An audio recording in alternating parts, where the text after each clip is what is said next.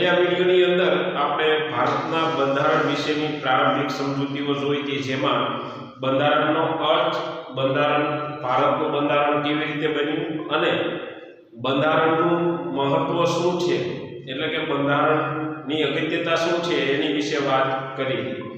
આજે આપણે ભારતીય બંધારણની જે મુખ્ય વિશેષતાઓ અથવા વિશિષ્ટતાઓ છે એની વિશે અભ્યાસ કરીશું. આ જે વિશિષ્ટતાઓ છે એ વિશ્વના બહુ ઓછા દેશોની અંદર એ આ બંધારણની વિશિષ્ટતાઓ જોવા મળે છે. હવે આપણે ભારતીય બંધારણની જે મુખ્ય વિશિષ્ટતાઓ છે, આની આ વિશિષ્ટતાઓ તમારે ધોરણ 9 ની અંદર પ્રકરણ નંબર 8 માં ભણવાની આવે છે. સૌથી પહેલી વિશેષતા લોકશાહી શાસન પદ્ધતિ. ભારતે લોકશાહી શાસન પદ્ધતિ અપનાવી છે. અમેરિકાના ભૂતપૂર્વ રાષ્ટ્રપ્રમુખ અને જેણે અમેરિકામાંથી ગુલામી પ્રથા નાબૂદી કરી એવા જ્હોન અબ્રાહમ લિંકન, એનું નામ છે,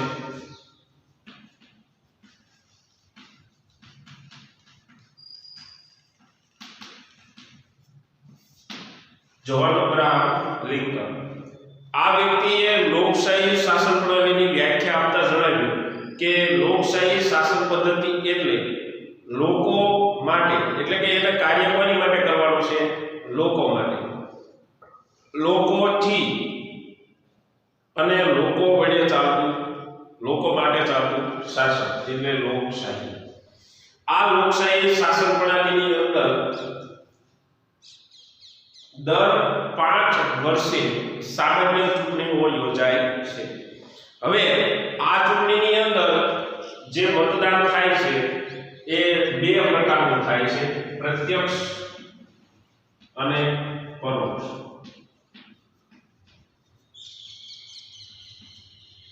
આ 2 પ્રકારે મતદાન થાય. પ્રત્યક્ષ મતદાન એટલે કે જેમાં સામાન્યમાં સામાન્ય નાગરિક છે એ પોતાના મતાધિકારનો ઉપયોગ કરી અને મતદાન કરે છે, અને પરોક્ષ મતદાન કે જેમાં નાગરિકો મતદાન કરતા નથી, પણ ધારાસભા ગૃહના ચૂંટાયેલા જે સભ્યો હોય કે ચૂંટણીની અંદર વિજેતા થઈને આવેલા ઉમેદવારો છે એ મતદાન કરતા હોય તો એને પરોક્ષ મતદાન કહેવામાં આવે છે.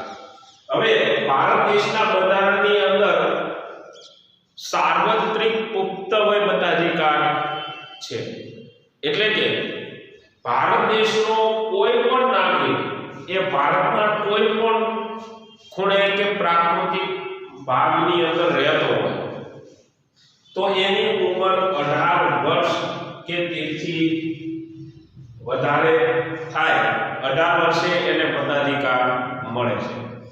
અગાઉ 1976 ના બંધારણીય સુધારા દ્વારા આ મતાધિકાર માટેની વય જે હતી એટલે કે ઉંમર 21 વર્ષ હતી. જ્યારે મતાધિકાર બંધારણની રચના કરવામાં આવી ત્યારે એમાં તમે 21 વર્ષના થાવ ત્યારે તમે મતદાન કરી શકતા, પણ રાજીવ ગાંધી જ્યારે ભૂતપૂર્વ વડાપ્રધાન હતા એમના શાસનકાળની અંદર આ જે વયમર્યાદા હતી 21 વર્ષ એ ઘટાડી અને 18 વર્ષ નક્કી કરવામાં આવી. એટલે હવે અત્યારે આપણે 18 વર્ષ આપણા પૂરા થાય પછી આપણને મતાધિકાર મળે છે. અને અત્યારે હાલના સમયની અંદર મતદાર યાદી સુધારણા કાર્યક્રમ ચાલે છે, કારણ કે આવતા 1-2 મહિનાની અંદર સ્થાનિક સ્વરાજ્યની પંચાયતની ચૂંટણીઓ આવી રહી છે અને 2022 ની અંદર વિધાનસભાની, આપણી ગુજરાત વિધાનસભાની પણ ચૂંટણી આવી રહી છે. તો એની માટે મતદાર યાદી સુધારણા કાર્યક્રમ પણ ચાલે છે. એટલે 18 વર્ષે આપણને મતાધિકાર મળે છે, પણ એ મતાધિકાર માટે આપણું ખાસ નામ એ સરકારની જે મતદાર યાદી છે એમાં નોંધાયેલું હોવું જોઈએ. આપણા દેશની અંદર ચૂંટણીઓ દ્વારા એ આપણે રાજકીય પક્ષોના પ્રતિનિધિઓને એ ચૂંટણીની અંદર વિજેતા બનાવી અને આપણું પ્રતિનિધિત્વ કરવા મોકલીએ છીએ. હવે આ જે સામાન્ય ચૂંટણીઓ થાય છે એમાં કોઈ પણ નાગરિક છે એ ચૂંટણી લડી શકે.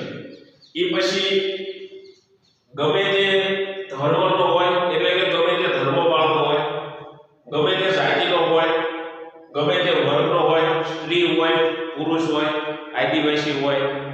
ગમે તે હોય તો એને બધા જ નિયમો જે છે એ સમાનતાના ધોરણે લાગુ પડે છે. અને જે ચૂંટણીની અંદર વિજેતા થયેલા ઉમેદવારો છે એટલે કે ચૂંટાયેલા સભ્યો એ 5 વર્ષ માટે લોકોના પ્રતિનિધિ તરીકે પ્રતિનિધિત્વ કરે છે. પ્રત્યક્ષ મતદાનની ચૂંટણી હોય બરોબર, તો એની અંદર જે વિજેતા થયેલા ઉમેદવારો છે, હું જો અહીંયા રાજકીય પક્ષનો ઉલ્લેખ નથી કરતો કે ગમે તે રાજકીય પક્ષના ઉમેદવારો વિજેતા થયા હોય પ્રત્યક્ષ મતદાનમાં, તો એ લોકોના પ્રતિનિધિ છે. કોના પ્રતિનિધિ છે? લોકોના. આપણે એને મતદાન આપી અને વિજેતા બનાવી અને સામાન્ય કાર્યો કરવા માટે તેમને ત્યાં મોકલ્યા છે, અને એ વ્યક્તિ છે એ લોકોના પ્રતિનિધિ તરીકે પ્રતિનિધિત્વ કરે છે. અને ભારત દેશના નાગરિકને લોકશાહી શાસન પદ્ધતિના આધારે વિચાર, વાણી, અભિવ્યક્તિ અને ઈચ્છા પ્રમાણે ધર્મ પાળવાની પણ છૂટ આપવામાં આવી છે. તો શું કહે છે? વિચાર. આપણા દેશની અંદર જ્યારે અંગ્રેજોનું શાસન ચાલતું ત્યારે એમના ઈશારે આપણો વાણી વિચાર થતો અને એની અભિવ્યક્તિ એટલે કે રજૂઆત થતી હતી. એમણે ખાસ કરીને જાહેર જે માધ્યમો હતા, પત્રકારો હતા, છાપાઓ હતા, મેગેઝિન, સામયિકો વગેરેનું નિર્માણ કરતા લોકોની અંદર કેદ કરતા. શું કામ? કે આ જે ઘટના છે એ આગળ સુધી પહોંચે. હકીકતમાં પ્રચાર માધ્યમો જેટલા સક્રિય અને જાગૃત હોય એટલું દેશનું અર્થતંત્ર છે એ મજબૂત રીતે ચાલી શકે. અને ઈચ્છા પ્રમાણે ધર્મ પાળવાની પણ એ છૂટ એ આ લોકશાહી શાસન પદ્ધતિના આધારે ભારત દેશના દરેક નાગરિકને આપવામાં આવી છે. અગાઉ પણ આપણે વાત કરી હતી કે ભારત એ બિન સાંપ્રદાયિક એટલે કે આપણા બંધારણના અમુકની અંદર જ એની રજૂઆત છે કે ધર્મ નિરપેક્ષ રાષ્ટ્ર છે. આવી રીતે આ લોકશાહી શાસન પદ્ધતિ એ આપણા બંધારણની એક વિશિષ્ટતા છે. હવે આપણે ધર્મ નિરપેક્ષતા વિશે વાત કરીએ. હવે આપણે બીજું અગત્યની વિશિષ્ટતા અથવા ભારતના બંધારણનું વિશિષ્ટ લક્ષણ જોઈએ તો ધર્મ નિરપેક્ષતા અથવા બિન સાંપ્રદાયિકતા વિશે વાત કરીએ. તો બિન સાંપ્રદાયિકતા એટલે શું? કે ભારત એક ધર્મ નિરપેક્ષ અથવા બિન સાંપ્રદાયિક અને પ્રજાસત્તાક રાષ્ટ્ર છે. બિન સાંપ્રદાયિકતા એટલે કે દેશનું શાસન કોઈ પણ ધર્મ, પંથ કે સંપ્રદાયની માન્યતાના આધારે ચાલતું નથી. આપણા દેશનું શાસન કોઈ પણ ધર્મ, પંથ કે સંપ્રદાયની માન્યતાના આધારે ચાલતું નથી. એટલે કે બધા જ ધર્મોને એક સમાન મહત્વ આપવામાં આવ્યું છે. એ પછી હિન્દુ ધર્મ હોય, મુસ્લિમ ધર્મ હોય, શીખ, ઈસાઈ, બૌદ્ધ, શીખ, જૈન વગેરે બધા ધર્મ પાળતા લોકોને એક સમાન દ્રષ્ટિકોણથી મહત્વ આપવામાં આવ્યું છે. અર્થાત ભારતે પોતાનો કોઈ રાજધર્મ બંધારણની અંદર ઘોષિત કર્યો નથી. રાજધર્મ એટલે શું? કે ભારતનું નાગરિકત્વ પ્રાપ્ત કરવું હોય તો તમારે આ ધર્મ ફરજિયાત પાળવો પડશે, એવું બંધારણની અંદર ક્યાંય લખેલું નથી. બીજા બે ઉદાહરણ એવા હતા કે અમેરિકા, ઇંગ્લેન્ડ વગેરે જેવા દેશોની અંદર તમારે ખ્રિસ્તી ધર્મ પહેલા અપનાવવો પડે, પછી જ તમને એ દેશોનું નાગરિકત્વ મળે. પણ ભારત દેશની અંદર એવું નથી. એટલે જ આપણા ભારતની સંસ્કૃતિની જે વિશિષ્ટતા છે એમાં એક વિશિષ્ટતા એ પણ છે કે વિવિધતામાં એકતા છે.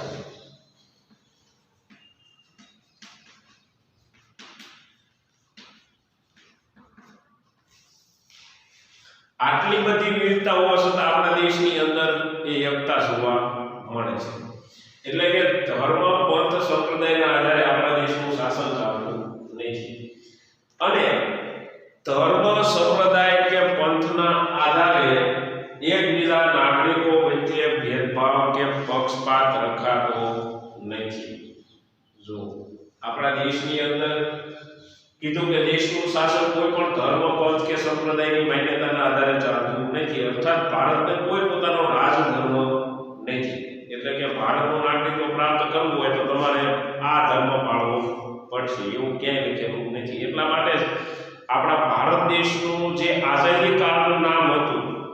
શું નામ હતું? હિન્દુસ્તાન. આના પણ બંધારણને દૂર કરવામાં આવ્યું. શું કામ? કે આની અંદર હિન્દુ ધર્મને જ વધારે ભાર, વધારે ફોકસ, વધારે માન્યતા એ પ્રાપ્ત થઈ ગઈ. એટલે આ હિન્દુસ્તાન શબ્દ પણ આપણા બંધારણમાંથી દૂર કરવામાં આવ્યો. કારણ કે ધર્મને પ્રાધાન્ય આપે છે. તો આપણું આ જે લક્ષણ છે બિન સાંપ્રદાયિકતા અથવા ધર્મનિરપેક્ષતા એ અહીંયા પાલન થતું નથી. કારણ કે આમાં હિન્દુસ્તાન છે તો આ હિન્દુસ્તાન શબ્દ એ હિન્દુ ધર્મને જ વધારે મહત્વ આપે છે. અને ભારત દેશની અંદર બંધારણની અંદર ધર્મનિરપેક્ષતા જે આખી નિયમની કોલમ છે એ કોલમની અંદર દરેક નાગરિકને પોતાની ઈચ્છા મુજબનો પોતપોતાનો ધર્મ પાળવાની અને એની જે માન્યતાઓ છે એ માન્યતાઓને ધારણ કરવાની અને પોતાના ધર્મનો પ્રચાર કરવાની પણ એને છૂટ છે. કારણ કે ધર્મનિરપેક્ષતા છે એટલે ઈચ્છા અનુસાર પોતાને જે ધર્મની અંદર આસ્થા હોય, માન્યતા હોય અથવા એનું જે તત્વ છે એમાં એ પોતે વિશ્વાસ ધરાવતા હોય. ધર્મ એક બાબત એવી છે અને બધા જ ધર્મોને આપણે સમાન રાખી અને જો માનવતાનો ધર્મ પાળી તો આપણા દેશની અંદરથી બધા જ પ્રશ્નોનું સોલ્યુશન આવી જાય. ધર્મ પાળવો એ જરૂરી નથી. એ ધર્મના જે કાંઈ, કારણ કે તત્વજ્ઞાન એવું કહે છે કે મઝહબ નહીં શીખાતા આપસમાં બેર રખના. એટલે કે ધર્મ આપણને ક્યારેય એકબીજા સાથે વેરઝેરની ભાવનાથી જીવાડતો નથી. એ ગમે તે ધર્મ હોય, એ ધર્મ ક્યારેય આપણને કોઈ ખરાબ પ્રવૃત્તિ આચરણ કરવા માટે પ્રેરતો નથી.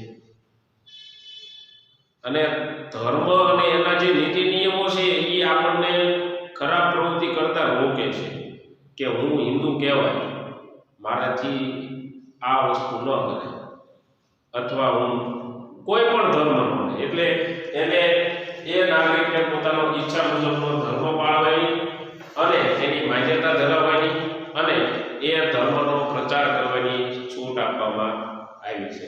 આવી રીતે આપણા બંધારણની અંદર બિન સાંપ્રદાયિકતાનો પણ આવો ઉલ્લેખ થયેલો છે. હવે આપણે ભારતીય બંધારણનું ત્રીજું લક્ષણ પ્રજાસત્તાક વિશે અભ્યાસ કરીએ. હવે ત્યારબાદ આપણે ભારતના બંધારણની મુખ્ય વિશિષ્ટતાની અંદર ત્રીજી વિશિષ્ટતા અને ખૂબ જ અગત્યની પ્રજાસત્તાક વિશે વાત કરીએ કે આપણા દેશની અંદર લોકશાહી શાસન પ્રણાલી છે. એટલે પ્રજાસત્તાક શબ્દ એ શું સૂચવે છે કે રાજ્યના અને દેશના વડા વંશ પરંપરાગત અથવા અમુક કુટુંબની વ્યક્તિ ન હોય. એટલે કે રાજ્યના વડા અને દેશના વડા, રાજ્યના વડા છે એને રાજ્યપાલ, બંધારણીય વડા, અને દેશના વડા રાષ્ટ્રપતિ. આ બંને વંશ પરંપરાગત એટલે શું કે અત્યારે જે રાષ્ટ્રપતિ હોય તો એનો છોકરો જ રાષ્ટ્રપતિ બને. રાજાશાહી આપણા દેશની અંદર પ્રાચીન સમયની અંદર ચાલતી હતી ત્યારે આવી વંશ પરંપરાગત શાસન વ્યવસ્થા ચાલતી હતી કે રાજા હોય એનો રાજકુમાર જે હોય છોકરો એ જ પોતે રાજા બનતો, બીજા કોઈને રાજા બનવા દેવામાં આવતા નહીં. પણ આપણા દેશે લોકશાહી શાસન પ્રણાલી અપનાવી એટલા માટે જે રાજાશાહી પ્રણાલીમાં જે વંશ પરંપરાગત શાસન પ્રણાલી હતી એને દૂર કરવામાં આવી અને રાજ્યના વડા કે દેશના વડા વંશ પરંપરાગત અથવા અમુક કુટુંબની વ્યક્તિ ન હોય એને પ્રજાસત્તાક કહેવામાં આવે છે. હવે આ જે પ્રજાસત્તાક રાષ્ટ્ર હોય એમાં જે પક્ષના ચૂંટાયેલા સભ્યો છે એને સત્તા એ લોકો પાસેથી પ્રત્યક્ષ કે પરોક્ષ મતદાન દ્વારા એને પ્રાપ્ત થાય છે. કારણ કે પ્રત્યક્ષ મતદાનમાં લોકો એ જે તે ઉમેદવારને વિજેતા બનાવે એ ધારાગૃહોની અંદર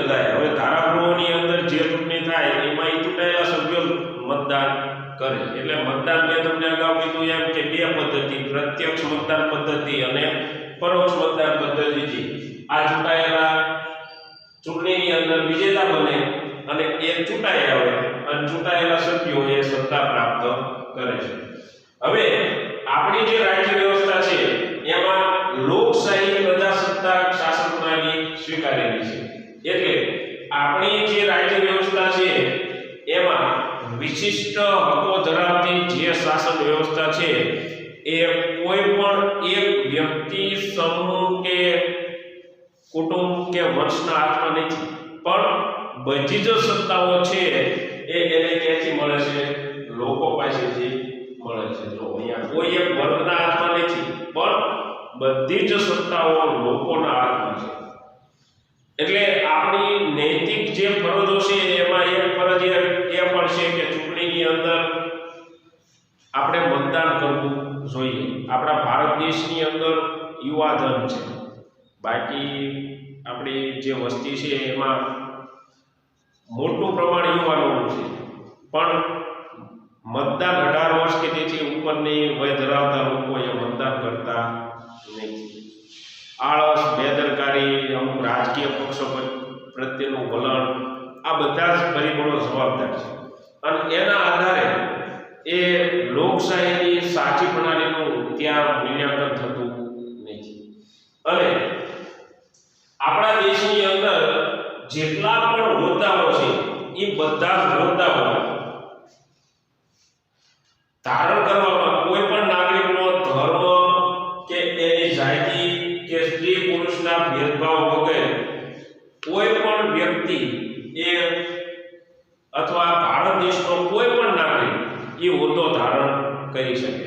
ફોર એક્ઝામ્પલ તરીકે આપણા ગામ કે શહેરની અંદર શાકભાજી વેચતી મહિલા છે એ આપણા ગામ કે શહેરની અંદર ચૂંટણીમાં ઊભી રહે અને સરપંચ પણ બની શકે.